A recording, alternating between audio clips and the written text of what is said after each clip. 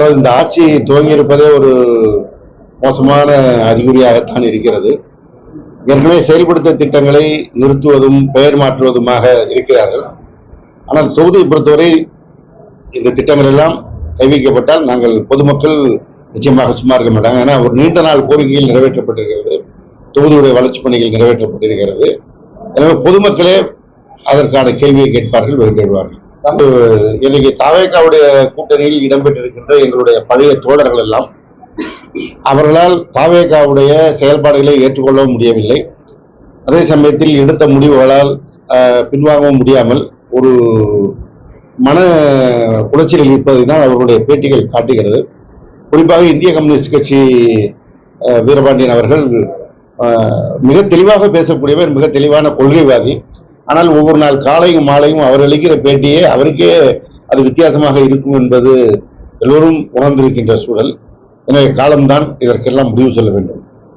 ஒரு சமூகம் ஒடுக்கப்பட்டு பல்வேறு அழுத்தங்களுக்கு ஆளாக்கப்பட்ட சமூகத்தை கை தூக்கிடுவதுதான் அரசியல் சட்டமைப்பு மேதை ஆனால் அம்பேத்கர் அவர்கள் இதற்கான பல முடிவுகளை எடுத்தார்கள். அதனால்தான் விடுதலை சிறுத்தைகள் கட்சியின் நாடாளுமன்ற உறுப்பினர் அண்ணன் ரவிக்குமார் அவர்கள் இந்த பெயர் மாற்றம் சரியாக இருக்காது என்று சொல்லியிருக்கிறார். எனவே விடுதலை சிறுத்தைகள் கட்சியை பொறுத்தவரை அவர்கள் இந்த அம்பேத்கர் கொள்கையிலே தெளிவாக தீவிரமாக செயல்படக்கூடியவர்கள். எனவே அவருடைய வாதம் என்பது இந்த நேரத்தில் மிகுந்த முக்கியத்துவம் வாய்ந்தது. நீங்க திராவிட முன்னேற்ற கழகத்தின் கூட்டணியில் இருந்தபோது அவர்கள் நினைத்த நேரத்தில் அன்றைய முதல்வராக இருந்த திராவிட முன்னேற்ற கழக தலைவர் அவர்களை சந்திக்கக்கூடும். அறிவாலயத்திற்கு வந்தாலோ, சட்டமன்ற தலைமைச் செயலகத்துக்கு சென்றாலோ, இல்லை அவர்கள் இல்லத்திற்கோ சென்று சந்திக்கக்கூடிய சூழல் இருந்ததால் பல்வேறு கருத்துக்களை விவாதிக்கக்கூடிய வாய்ப்பு இருந்தது. ஆனால் இன்றைக்கு தவேகா தலைமையோடு அவர்கள் சந்திப்பதே ஒரு பெரிய செய்தியாக வரக்கூடிய அளவுக்கு மாறி இருக்கிறது. எனவே அந்த இடைவெளி என்பது உங்கள் பார்வையில் நீங்களே சொல்வது போல ஒரு அரவணைப்பு குறைவான சூழலில் இருப்பது போன்ற ஒரு தோற்றம் ஏற்பட்டிருக்கிறது. உண்மையும் அதுதான். அதிமுகவை பொறுத்தவரை அந்த கட்சியினர் இப்பொழுதாவது தூக்கத்திலிருந்து எழ வேண்டும். விஜயோட வெற்றிக்கு முக்கிய காரணமாக அமைந்தவர்களே அவர்கள்தான். குறிப்பாக எடப்பாடி பழனிசாமி அவர்கள் இன்றைக்கு ஒரு பெரிய கட்சிக்காக காத்திருக்கிறேன், கொடி பறக்குது பார் என்றெல்லாம் சொன்னாரோ, அதிமுக தொண்டர்களே அதன் காரணமாக நிலைகுலைந்து போனார்கள். அதுதான் சென்னை உள்ளிட்ட அந்த 4 மாவட்டங்களுக்குமான தோல்விக்கான காரணமாக அமைந்தது. மிக குறிப்பாக சொல்ல வேண்டும் என்றால், முன்னாள் அமைச்சர் ஜெயக்குமார் அவர்கள் அமைச்சராக இருந்து தேர்தலை சந்தித்த போது அதிருப்தி இருந்தால் கூட 38,000 ஓட்டு வாங்கியிருந்தார். ஆனால் இந்த தேர்தலில் 18,000 ஓட்டுகள் தான் வாங்குகிறார். மீதி 18,000 ஓட்டுகள் அதிமுகவின் ஓட்டுகள் தான் தவேகாவிற்கு சென்றிருக்கிறது. அதனால்தான் சென்னை, காஞ்சிபுரம், திருவள்ளூர், செங்கல்பட்டு மாவட்டங்களில் தவேகா ஒரு மிகப்பெரிய வாக்கு வித்தியாசத்திலும் வெற்றியையும் பெறுவதற்கு காரணமாக அமைந்தது. இனியாவது அதிமுக தலைமை விழிக்க வேண்டும். இந்த மிரட்டலை அவர்கள் ஆரம்பத்திலிருந்தே சொல்லிக் கொண்டிருக்கிறார்கள். ஏற்கனவே ஆதவர்ஜுனா சொன்னதை இப்போது நிர்மல்குமார் வழிமொழிந்திருக்கிறார். நாங்க தான் அடுத்த அதிமுக, நாங்க தான் இப்போ அதிமுக ஆதவர்ஜுனா ஏற்கனவே சொல்லிட்டார். அதிமுகவை பொறுத்தவரை அடிமட்ட தொண்டர்கள் இந்த கருத்துக்களை விரும்பவில்லை என்பதுதான் என்னை சந்திக்கின்ற அதிமுக தொண்டர்கள் சொல்கின்ற கருத்தாக இருக்கிறது. நாங்கள் இந்த குன்னத்தூரிலே வெற்றி பெற்று நன்றி சொல்ல போன போது கூட, நன்றி சொல்கிற ஊர்ல அதிமுக துண்டோடு வந்து என்னிடத்துல கை கொடுத்த அதிமுக தோழர்கள் உண்டு. அவர்கள் அப்படி கை கொடுத்ததற்கு காரணம் நீயாவது வெற்றி பெற்றாயே என்ற மனநிறைவு எங்களுக்கு சொன்னாங்க. அது என்ன கருத்து வெளிப்படுத்துகிறது என்றால், அதிமுக தலைமை இன்றைக்கு ஏற்படுத்தியிருக்கின்ற தோல்வியை தவேகாவுடைய வெற்றி காரணமாக அமைந்திருக்கிறது. இது மிகுந்த மன வருத்தத்தில் நாங்கள் இருக்கிறோம் என்பதுதான் அதிமுக தொண்டர்களுடைய உணர்வாக நான் வருகிறேன். அந்த பிரச்சனையே இல்லை. மற்றவர்கள் சொல்கின்ற கதைக்கெல்லாம் திமுக பதில் சொல்ல வேண்டும், திமுக தலைமை பதில் சொல்ல வேண்டும் என்று எதிர்பார்ப்பதே ஒரு நரேட்டிவ் செட்டிங் தான். குறிப்பாக தவேகாவுடைய வீகோபாளர்கள் ஆதவர்ஜுனா இந்த கூட்டம் தான் இந்த செய்தியை தொடர்ந்து பரப்பிக் கொண்டிருக்கிறார்கள். இல்லாத செய்தியை பரப்புகிற ஒரு கோயபல்ஸ் ஹிட்லருடைய காலம் போல பிரச்சார பயணம் தான் இன்றைக்கு விஜயுடைய ஆட்சியில் நடக்கிறது. விஜய் கரூர் செல்வதை ஒரு காலமும் திமுக தவிர்ப்பதற்கு நீதிமன்றத்திற்கு செல்லவில்லை. ஆனால் அன்றைக்கு வந்த தலைப்பு செய்தி பூராவும் விஜயுடைய ரூட் மஃபியா மூலமாக விஜய் ஏதோ கரூர் செல்லாமல் தடுப்பதற்கு திமுக மனு போட்டிருப்பது போன்று செய்தியை பரப்பினார்கள். திமுகவின் மனு என்ன நீதிமன்றத்தில் தாக்கல் செய்யப்பட்டது என்று வெளிப்படுத்தப்பட்டிருக்கிறது. அதில் அந்த வார்த்தையே இல்லை. எனவே தொடர்ந்து அவர்கள் செய்வதெல்லாம் தலைப்புச் செய்திகளை கொடுத்து அதன் மூலமாக மக்களை திசை திருப்பலாம் என்கின்ற எண்ணம் தான். அதுபோன்றுதான் திமுக அதிமுக குறித்த செய்திகளும். திராவிட முன்னேற்ற கழகம் முழு செயல்பாட்டிற்கு களத்திற்கு வந்துவிட்டது. 6 மாத காலத்திற்கு இவருடைய சில விஷயங்களை நாங்கள் விமர்சனம் செய்ய வேண்டாம் என்று எங்கள் தலைவர் விரும்பிய காரணத்தினால் பொறுத்திருக்கிறோம். ஆனால் மக்கள் பொறுத்திருக்கவில்லை என்பதை நீங்கள் உணர வேண்டும்.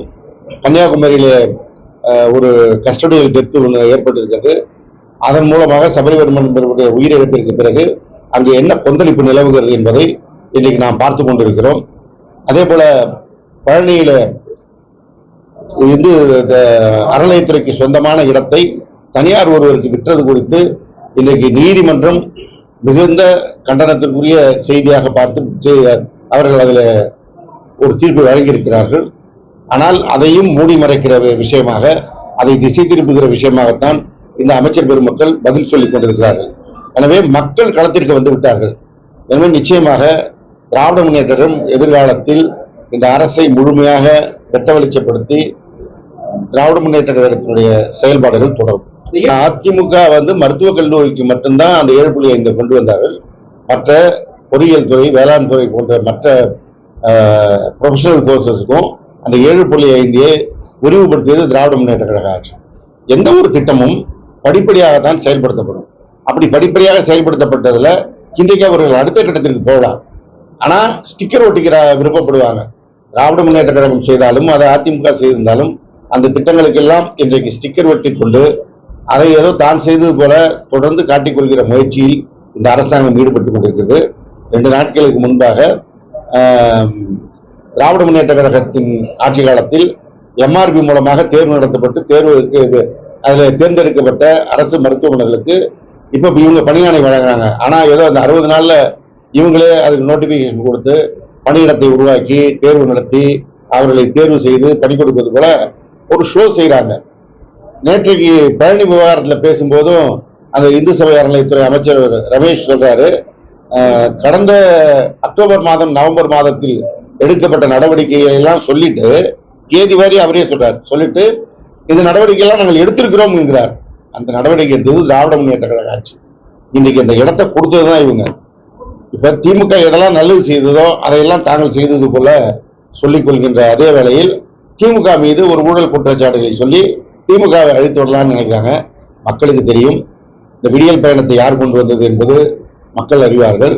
நான் முதல்வர் திட்டத்தை யார் கொண்டு வந்தது என்பதை மக்கள் அறிவார்கள். இவங்க பேரை வேணா மாற்றலாம், மக்கள் மறக்க மாட்டார்கள். பாஜக எல்லா மாநிலங்களிலும் தங்களுடைய ஆட்சி வர வேண்டும் என்பதை விரும்புகிறார்கள். அப்படி விரும்புகிற போது சில மாநிலங்களில் நேரடியாக அவர்களால் களத்தில் குதித்து செயல்பட முடியாவிட்டால் வேறு சக்திகளை, மாற்று சக்திகளை உள்ளே இறக்குவது வழக்கம். அப்படி அண்ணாமலை பாஜகவில் இருந்து வெளியில கட்சி ஆரம்பித்திருக்கிறார். இது போன்ற கோரிக்கைகள், பல கோரிக்கைகள் எழதான் செய்யும். நீதிமன்றம் இந்த வழக்கு சென்றிருக்கிறது. நீதிமன்றத்திலும் ஒரு தற்காலிகமாக தான் தீர்ப்பு சொல்லிருக்காங்க, மீண்டும் தீர்ப்பு வருவோம்னு சொல்லிருக்காங்க. எனவே நீதிமன்றம் இதற்கு ஒரு முடிவு கட்டினாதான் அடுத்த கட்டத்தில் தொடர்ந்து தேர்தல் நேரமாக இருந்தாலும் இப்போவா இருந்தாலும் 2 பேருக்கு தான் போட்டி, ஒன்று திமுக ஒன்று டிவிக என்று சொல்லி நிறுவ முயல்வதைத்தான் அண்ணன் திருமாவர்கள் குறிப்பிடுகிறார் என நான் நினைக்கிறேன். இதன் மூலமாக அதிமுகவை ஒட்டுமொத்தமாக காலி செய்து விடலாம் என்கின்ற எண்ணத்தில் தாவேக விஜய் இருக்கிறார்கள். ஆனால் பாஜக இன்னொரு கோணத்தில் இருக்கிறார்கள். இதையெல்லாம் சூசகமாகத்தான் அண்ணன் திருமாவர்கள் குறிப்பிடுகிறார்கள் என்று நான் நினைக்கிறேன். அண்ணன் திருமாவர்களை பொறுத்த வரைக்கும் ஜனாதிபதி ஆட்சி வந்துவிடக்கூடாது, சட்டமன்ற ஒரு கலைக்கப்பட்டு விடக்கூடாது என்கின்ற சூழலில் ஒரு ஆதரவை கொடுத்தது தான் முன்னாடி வலியுறுத்தி சொல்லியிருக்கிறார். இன்றைக்கு நடக்கின்ற நடப்புகள் அவரை இந்த செய்தியை சொல்ல வைத்திருக்கிறது. எனவே எப்பொழுதும் அவர் அரசியலை கூர்ந்து பார்த்து பதில் சொல்லக்கூடியவர். எனவே எதையும் அவர் சொல்கின்ற கருத்து ஒரு கூர்ந்து பார்த்து சொல்கின்ற கருத்தாகத்தான் நான் நினைக்கிறேன்.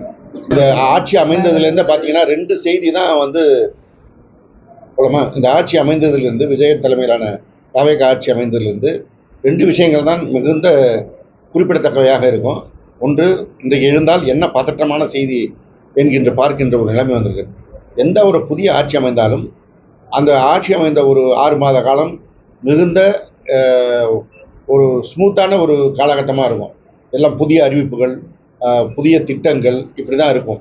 ஆனால் இவர்கள் வந்த பிறகு இவர்களே பரபரப்பை கிளப்புகின்ற வகையில் ஏதாவது செய்து கொண்டிருக்கிறார்கள்.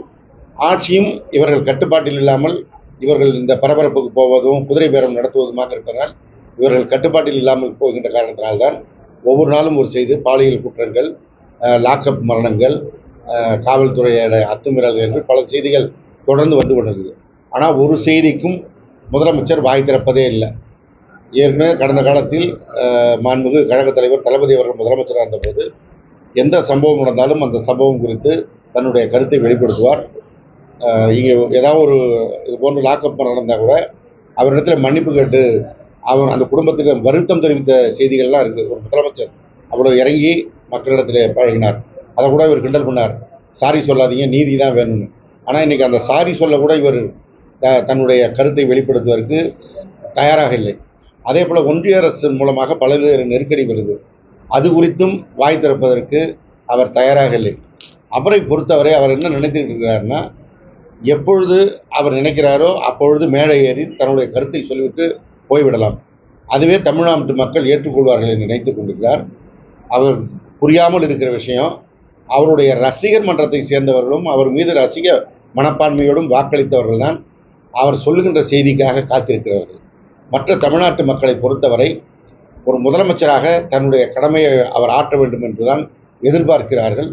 இப்படி அவர் எதற்கும் வாய் திறக்காமல் மௌனமாக இருப்பது என்பது மக்களை அவமானப்படுத்துவது போல என்பதை அவர் என்றைக்கு உணரப் போகிறார் என்பதுதான் இன்றைக்கு கேள்விக்குறியாக இருக்கிறது.